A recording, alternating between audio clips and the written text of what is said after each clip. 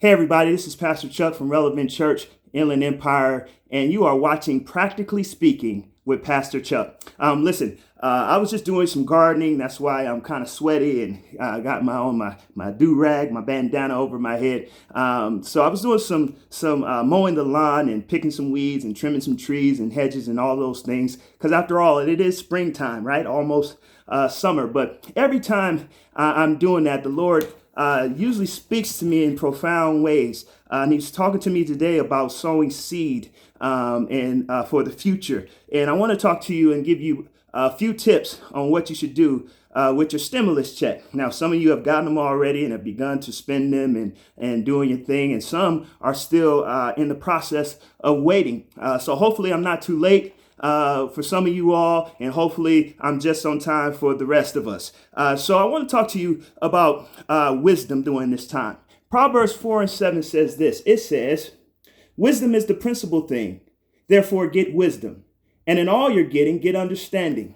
So God is telling us that we need to get wisdom and understanding. So I want to give you some wisdom and understanding regarding the stimulus check. So here are some points that I want to make. And there's about 6 points I want to give you. The first one, I'm going to say cautiously, you should tithe. And you should bring an offering before the Lord. If you are a part of a church body, a local church body, no doubt your pastor has already taught you well in this area, and you have a good understanding, hopefully, that tithe and offerings are the kingdom lifeblood of the church.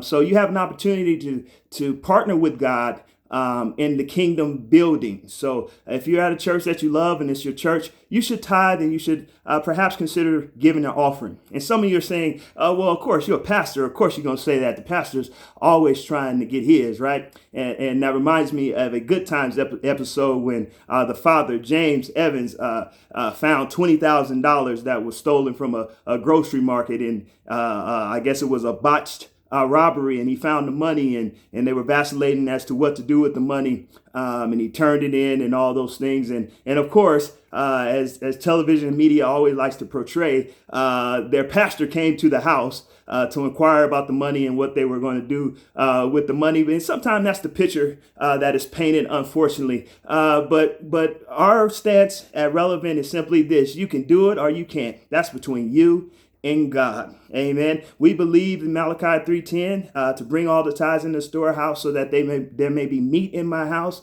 And we believe there's a promise attached to that he'll open up the windows of heaven and pour out a blessing that you won't have room to receive. And we believe in being a cheerful giver according to 2 Corinthians 9:7. So we give cheerfully at Relevant Church, and that's never been a big problem for us. But I understand not all you are part of a church. And if you're not part of a church and you still want to tithe, there's some great churches if you're a believer, because this is the way believers ought to operate in godly kingdom. So that's enough on that. The second thing I want to encourage you to do is set up an emergency fund. At our church, again, we do a series created by Dave Ramsey called Financial Peace University. And one of the steps in it, the first step in it actually is to set up an emergency fund of at least $1,000. So you want to set up an emergency fund, and some of us are in that emergency right now, and hopefully you had an emergency fund set up already, but maybe you have an opportunity, if you don't have other pressing needs right now, to begin to build on your emergency fund. I understand that the stimulus coming back per person is $1,200. So if you're a husband and a wife, that's $2,400. And if you have kids, there's that $500 per kid. So that there's something there. If you can just put a part of that away for an emergency fund, if you can etch out some space. So you want to put that emergency fund in place. The third thing is you want to add to your retirement. Yeah, add to your retirement. If you have 401k plans and Roth IRAs and all of those things, if you don't know anything about that, then look that up. And of course, there's a disclaimer here. I'm not a financial advisor, so this is not legal, binding, professional financial advice. This is just words of wisdom of what you can do. So you want to put away for retirement.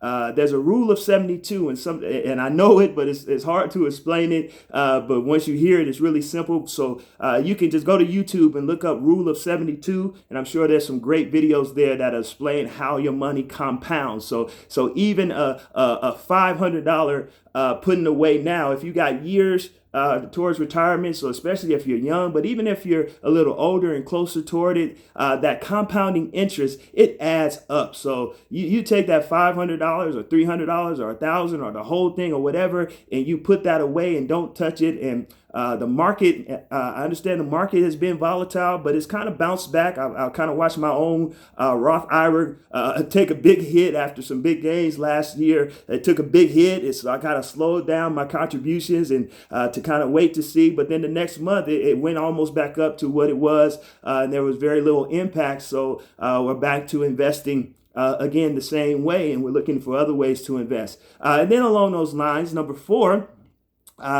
if you have those kids and you're getting that $500 per kid, listen to me closely. Use it for the kid. Oh, actually use it for the kid. Of course, you're going to meet the needs of your house, and of course, that goes towards the children. But what about what's called a 529 plan here in the state of California? That's a tax-deferred investment plan for educational purposes. So put a little away for each kid. So if you say you get $500 per kid, what if you put away $100 per kid? And of course, that fund is just collective. It's utilized how you want to disperse it at the time for educational expenses. You can disperse it toward whatever kid is in college or in school or whatever. And you can also use that for your own education, anything education related. So look that up. I don't know what it's called in other states, but look that up in your state, those deferred educational plans. So put something away for them. So I hope you're following me. What you want to do is begin to diversify your financial assets. And this is an opportunity for you to pour a little in the bucket. Let me speak to some grandparents. There's some grandparents out there, and you could utilize some of these funds. Perhaps you got a few grandchildren. Maybe you got a bunch of grandchildren. What about putting away a $50 CD or something for each of your grandkids that's going to matriculate over time, and you leave them a little something. I'm reminded of something that I heard a long time ago. I'm really not sure who shared the story, but there was something. It went something like this. It was either a man or a woman, and his grandmother would send them $5 every month while he was in college.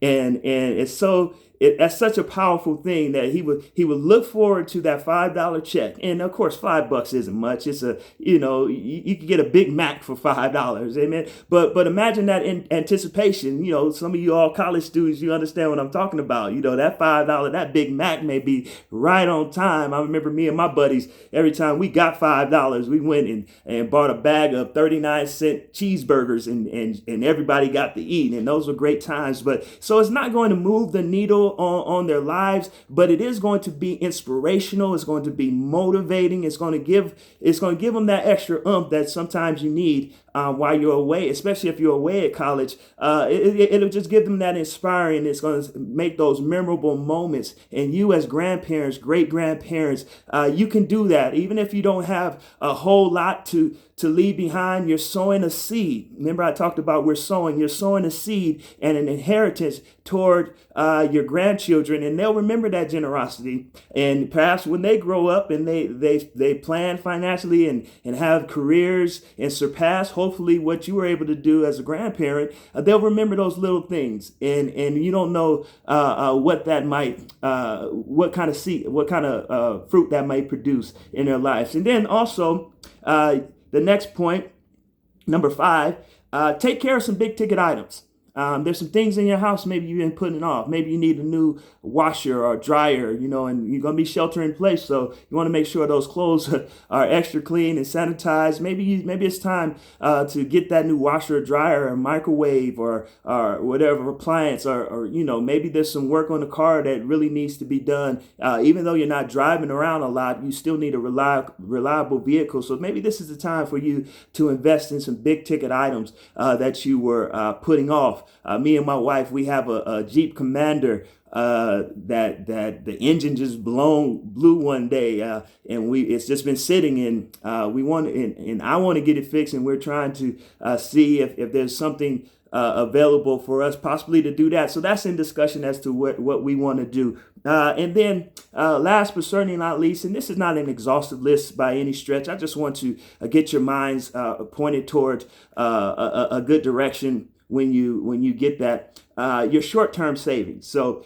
maybe you have putting away for some short-term things. You may want to go on a vacation at when everything opens up next year, and maybe might even be a good time to start planning for that, because we're hopeful that things will open up, and 2021 will be a blessed year, or even 2022 if this thing continues to escalate and de-escalate and then come back the way the prognosticators are putting forth. So, but anyway, I want you to take away from this is don't go waste it. Please don't waste it on temporary pleasures. Make sure you get something out of it. Utilize it in a way that you feel its impact, and that you utilized it to help you to get closer towards your financial goals, because we want you not only to be spiritually healthy and physically healthy, we want you to be financially healthy as well. And of course, your financial health is sometimes tied to your mental health. Amen. So those are just a few words from Pastor Chuck. I hope this has been a blessing to you. If you're watching this on any of our social networks, make sure you like, comment, and share so that we can help this message get out all around the world. Real people, real God, real worship. Be blessed.